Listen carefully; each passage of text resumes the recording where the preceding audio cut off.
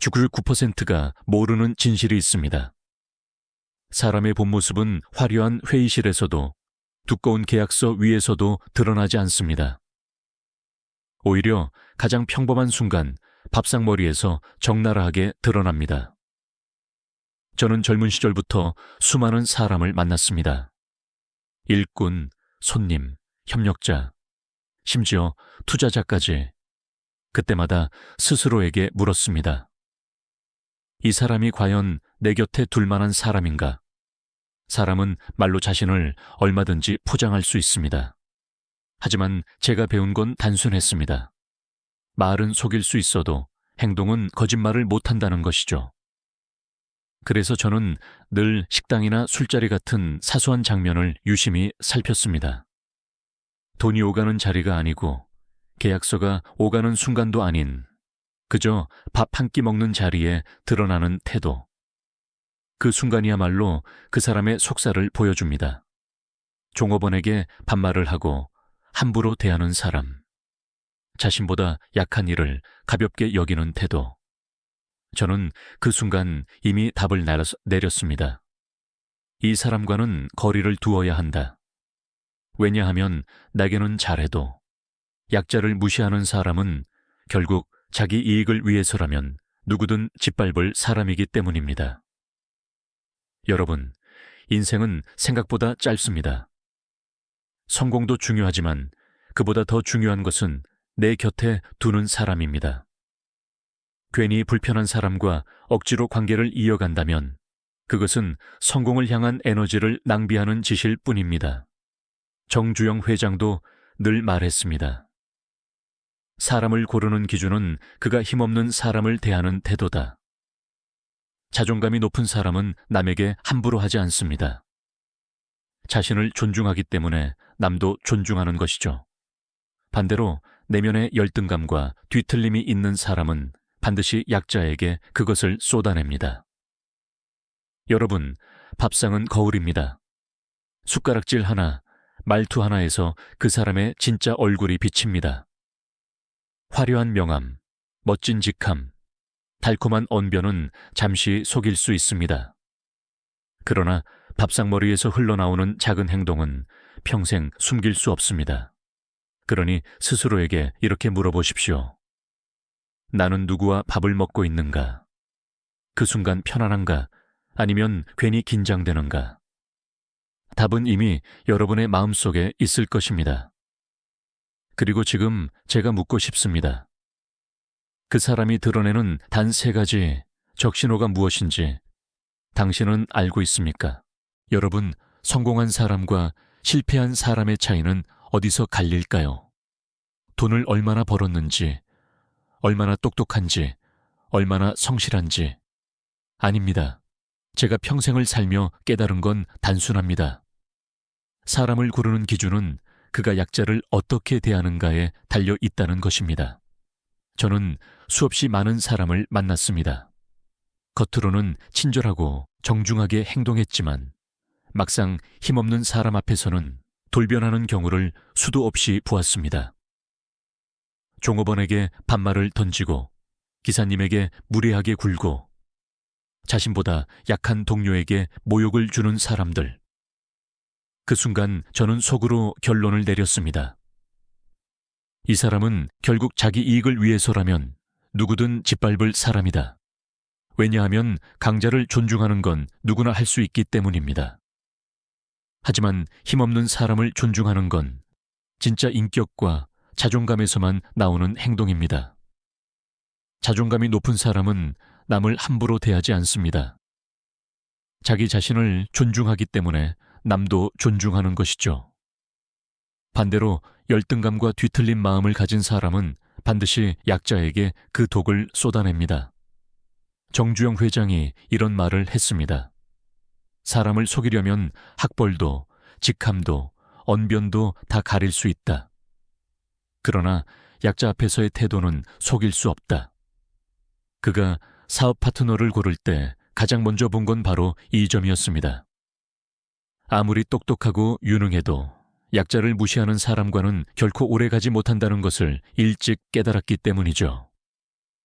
여러분도 한번 곰곰이 떠올려 보십시오. 주변에서 이런 사람을 본 적 없습니까?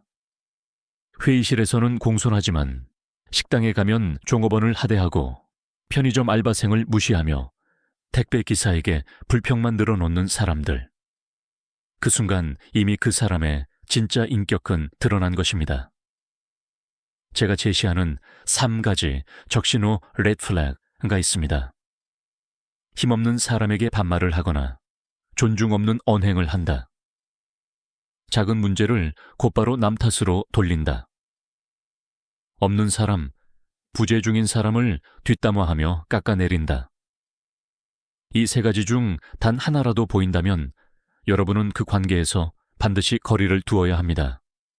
왜냐하면 그 사람은 언젠가 여러분을 향해서도 똑같은 태도를 보일 것이기 때문입니다. 인생은 짧습니다. 성공을 향해 달리기에도 시간이 부족한데 불필요한 사람에게 에너지를 낭비할 이유가 없습니다. 친구는 많을 필요가 없습니다. 단 한두 명이라도 진심으로 나를 존중하는 사람, 이해관계 없이 나를 아끼는 사람과 함께 가면 충분합니다. 여러분, 지금 곁에 있는 사람을 떠올려 보십시오. 그 사람이 힘없는 사람 앞에서 어떻게 행동하는지 떠오르는 장면이 있을 것입니다. 그 장면이 곧 답입니다. 그리고 여기서 중요한 질문을 남깁니다. 사람은 바뀌지 않는다고 할 때, 그렇다면 우리가 바꿀 수 있는 것은 무엇일까요? 여러분, 돈보다 더 귀한 자산이 무엇인지 아십니까? 바로 에너지입니다. 돈은 잃어도 다시 벌 수 있지만 한 번 소모된 에너지는 결코 되돌아오지 않습니다. 제가 젊었을 때는 억지로 관계를 이어간 적이 많았습니다. 상대방을 바꾸면 될 거라고 믿었기 때문이죠. 조금만 더 이해하면 달라지겠지. 조금만 더 참으면 변하겠지. 하지만 돌아오는 건 늘 제 피로와 후회뿐이었습니다. 결국 저는 깨달았습니다. 사람은 쉽게 바뀌지 않는다. 그렇다면 내가 바꿀 수 있는 건 나의 선택뿐이다. 이건희 회장이 삼성의 체질을 바꿀 때 했던 유명한 말이 있습니다. 마누라와 자식 빼고 다 바꿔라. 기업조차도 변화를 위해 냉정하게 구조조정을 하는데 왜 우리는 개인의 관계에서만 미련을 버리지 못할까요? 여러분, 억지로 이어가는 관계는 독입니다. 처음에는 참을 수 있습니다. 한두 번은 웃으며 넘길 수도 있죠. 그러나 매일, 매주 그 사람과 맞추며 살아간다면 그것은 결국 여러분의 마음을 갉아먹는 감정 노동이 됩니다. 제가 만든 작은 원칙이 있습니다. 이름하여 EBITA, 감정 필터입니다. E, 에너지. 이 관계가 내 에너지를 키워주는가, 빼앗아가는가. B, 바운더리. 상대가 나의 경계를 존중하는가. I, 인텐트.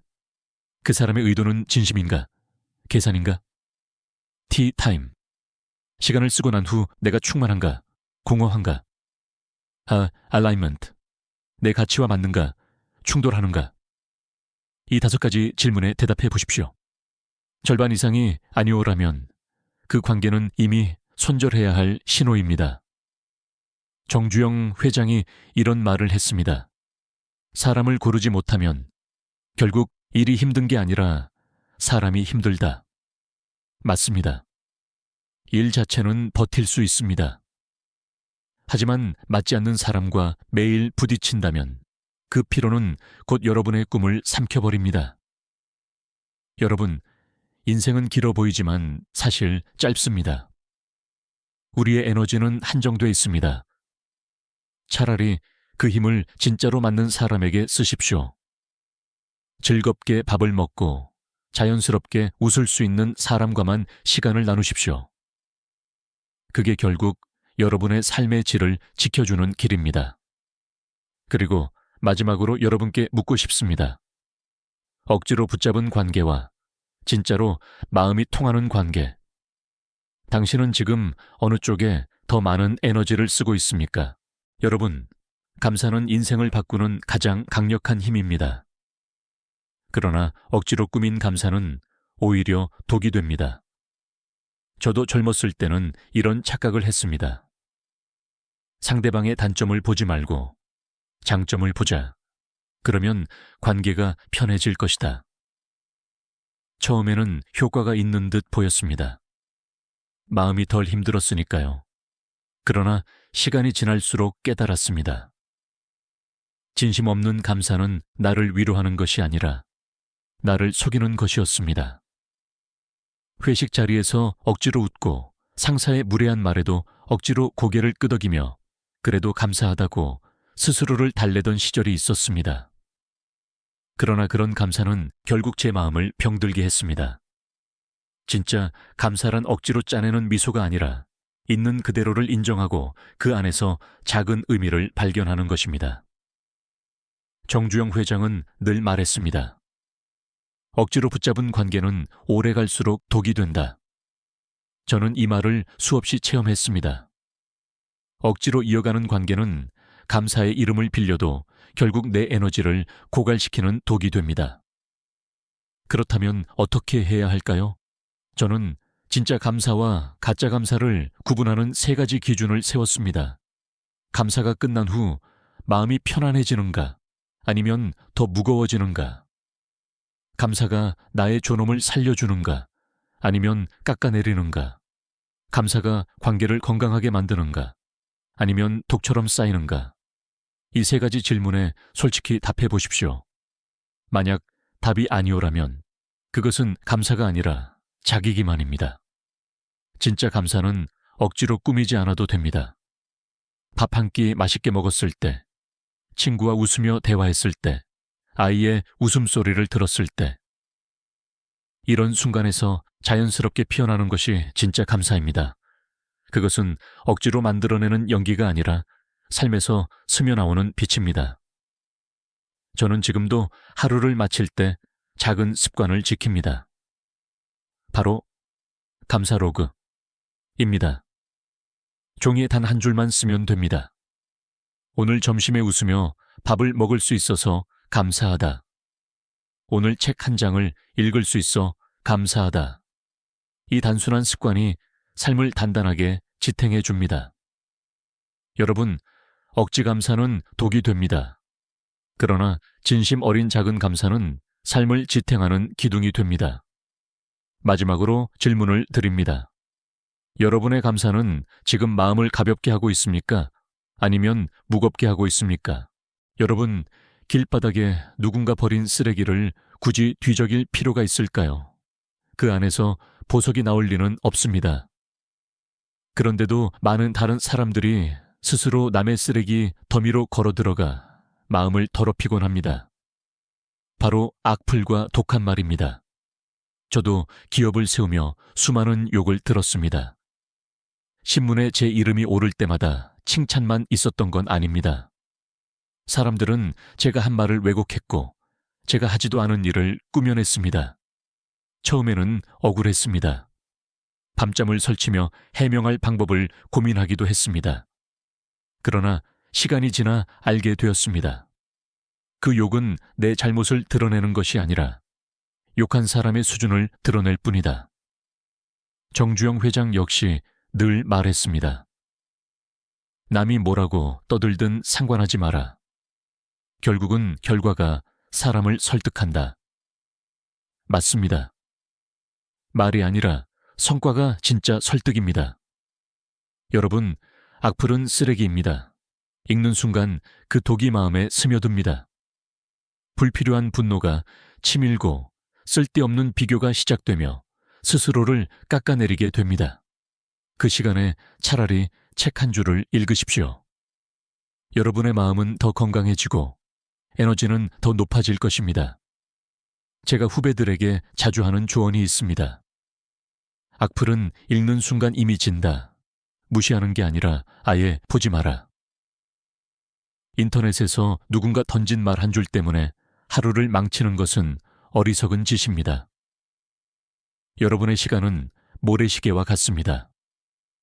하루에도 수천 번 모래가 떨어지고 있는데 왜 귀한 시간을 남의 독한 말에 쓰십니까? 그건 스스로 쓰레기통에 머리를 들이밀고 있는 것과 다르지 않습니다. 물론 세상의 험담과 비난은 사라지지 않습니다. 그건 인간 본성 속에 늘 존재하는 그림자이기 때문입니다. 그러나 그것이 내 삶을 지배하게 두지 않는 것, 그것이 바로 우리의 몫입니다. 여러분, 여기서 중요한 질문 하나를 드리겠습니다. 강한 자가 살아남을까요? 아니면 환경에 맞는 자가 살아남을까요? 다음 이야기를 들으면 여러분의 생각은 완전히 달라질 것입니다. 세상은 종종 이렇게 말합니다. 강한 자가 살아남는다. 그러나 저는 평생의 경험으로 확신합니다. 살아남는 것은 강한 자가 아니라 적합한 자입니다. 다윈의 적자생존 시저생춘이라는 말을 많은 사람들이 오해했습니다. 원래 뜻은 가장 강한 자가 아니라 환경에 가장 잘 맞는 자가 살아남는다는 것이었습니다. 기업도 마찬가지입니다. 아무리 덩치가 크고 돈이 많아도 환경이 바뀌면 무너집니다. 반대로 작은 기업이라도 변화를 빠르게 읽고 대응하면 살아남습니다. 정주영 회장이 현대조선소를 세울 때의 일입니다. 그는 발한 척 없는 사람이었습니다. 자본도 경험도 기반도 부족했습니다. 주변 사람들은 모두 미쳤다고 했습니다. 배도 없는 사람이 무슨 조선소냐? 그러나 정주영은 세상을 읽었습니다.